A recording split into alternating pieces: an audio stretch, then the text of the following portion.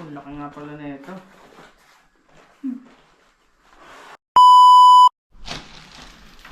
What's up mga bossing? Kumusta na kayong lahat? Welcome back po sa ating channel. Andito pa rin tayo sa Pilipinas dahil bakasyon. For today's video natin, unboxing tayo ng nag-order kami sa Shopee. Kasi yung ilaw daw dito, sabi ng ina, ito to, napundi na raw yan eh. Sayang yan, laki niyan, tapos napundi lang, tapos bumili kami ng pamalit.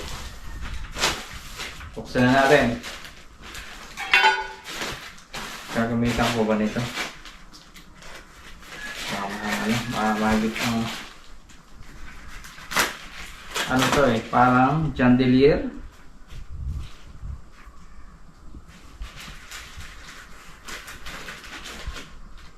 Lila. Wala ka. Unang order namin sa Shopee to. Buhat nung umuwi kami last month.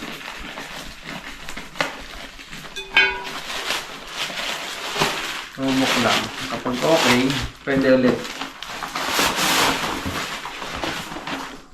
Malaki ah. Hindi ka na ibabaw nito. Kaya ito din siguro dito.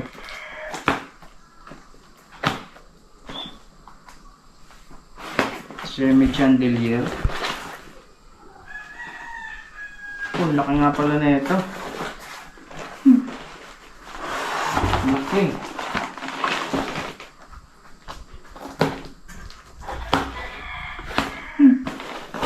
Tapos ito. Grabe, laki. Ang laki ng bililogan. Yan. Tapos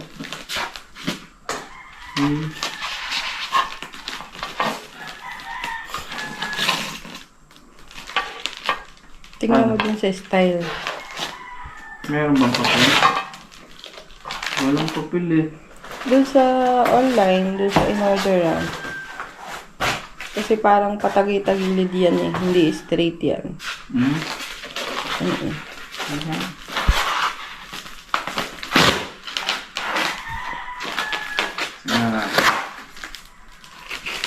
Ito yung pinakamataas. Hindi. Ito lang.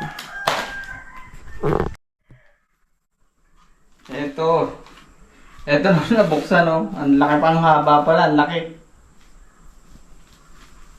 Pero parang pwede namang i-adjust.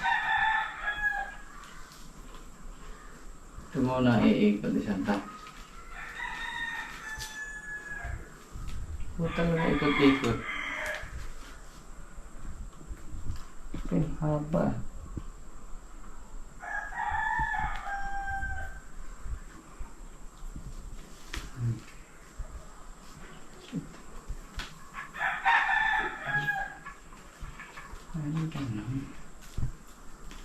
Sadya yata ang ano, lipit.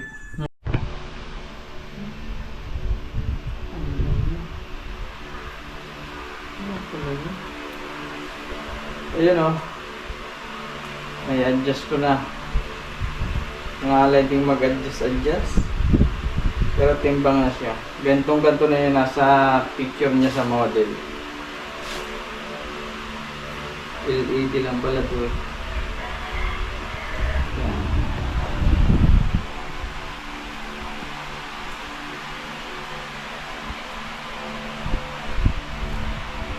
Mamaya ako ikakapit. Kailangan ko nakatulong.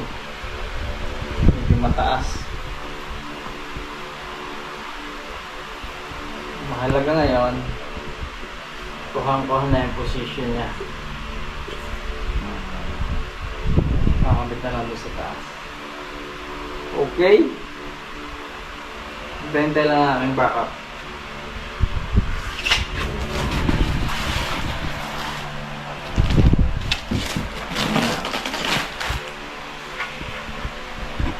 One eternity later. At yun, naikabit na nga namin. Maganda rin nga pala. Ito yung galing sa Shopee. Hindi ko na lang nabidyohan nung kinabit namin ni Bayaw. Okay, maraming salamat sa iyo, Bayaw. Buti na lang nandiyan ka ng mga panahon na yan. Ito ba ay chandelier? O basta ilaw, okay na yan. Basta maliwanag at magandang tingnan. Napakaganda na yan sa living room natin. Kitang-kita nyo naman, para kayong nasa kalawakan. Lumilipad sa kalawakan. Napakaganda.